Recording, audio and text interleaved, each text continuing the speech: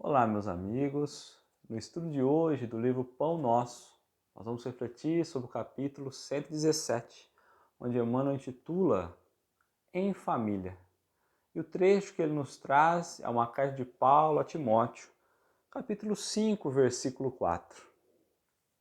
Aprendam primeiro a exercer piedade para com sua própria família e a recompensar seus pais, porque isso é bom e agradável diante de Deus.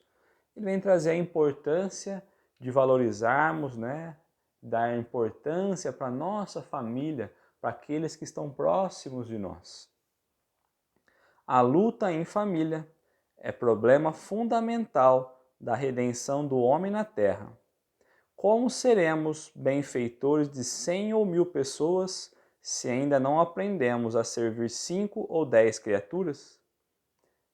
Esta é indagação lógica que se estende a todos os discípulos sinceros do cristianismo.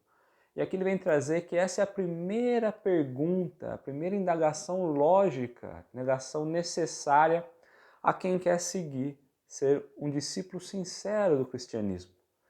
Será que eu já consigo ajudar? Será que eu consigo superar os problemas que aparecem no meu âmbito familiar?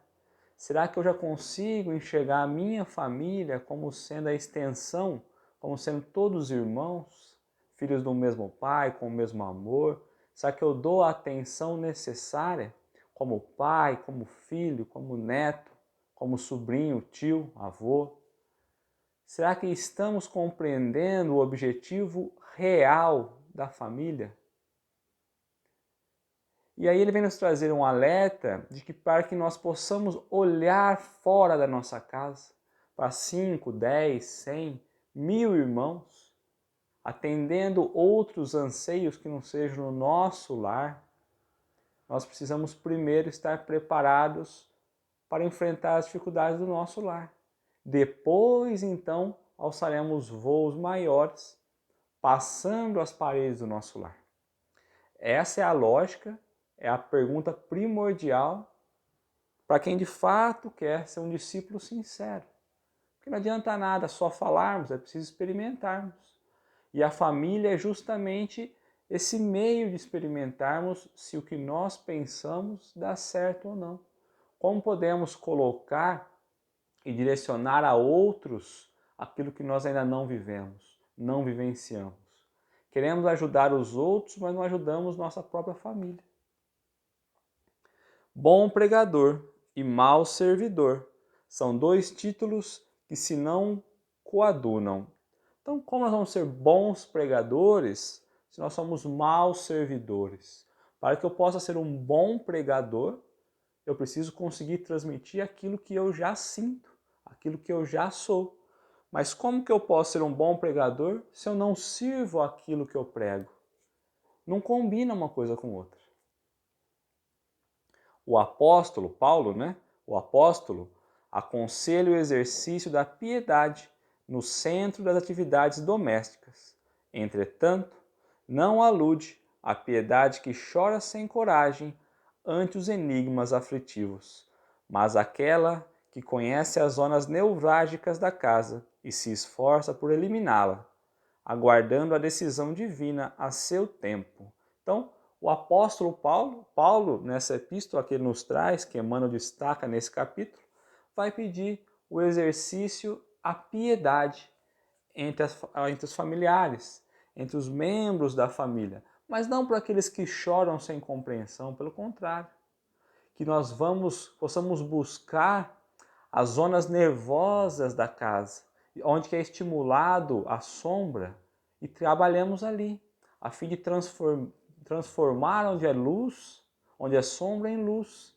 As zonas nevrálgicas, que possamos trazer ali calma, tranquilidade, boas sensações, bons sentimentos, que sejamos nós essa calma, esse relaxante necessário.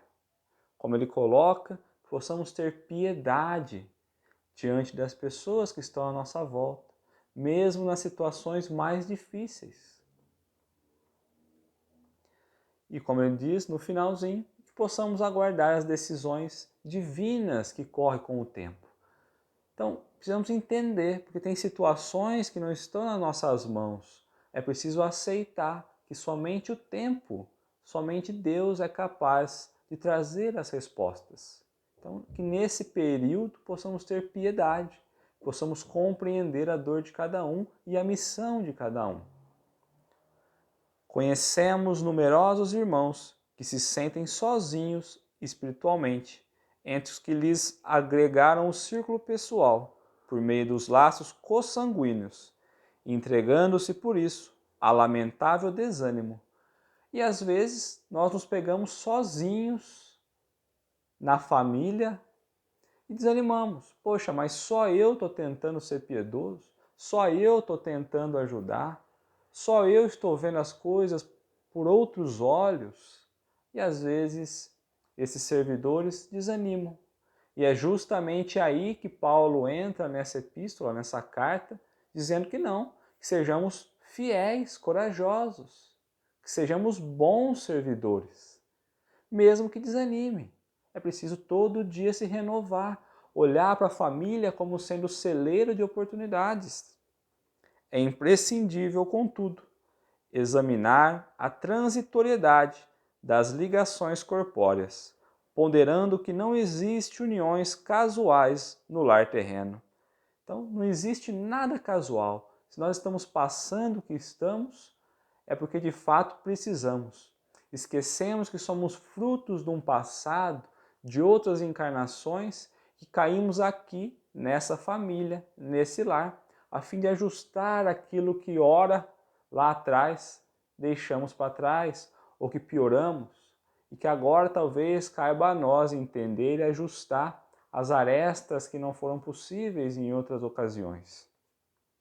Preponderam aí, por enquanto, as provas salvadoras ou regenerativas.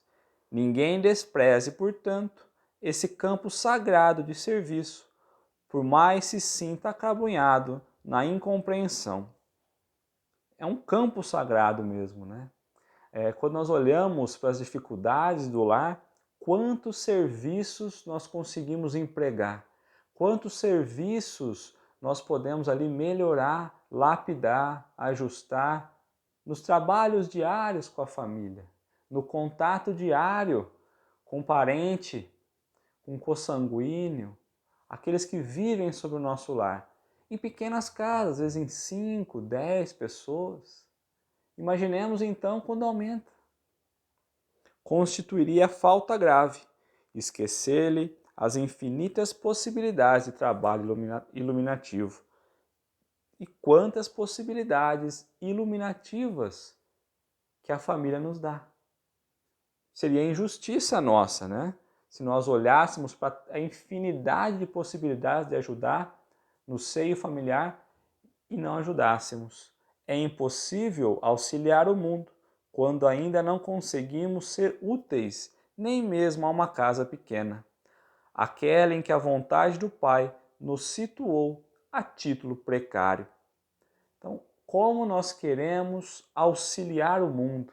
Queremos ser bons pregadores se nós não conseguimos ainda cuidar e nem ter paz numa casa onde Deus nos colocou, onde Deus nos plantou, como ele coloca, como Deus nos situou. Aqui é o local exato onde Deus tem nos situado e é onde ele acredita que nós vamos conseguir ajustar e plantar a semente de amor.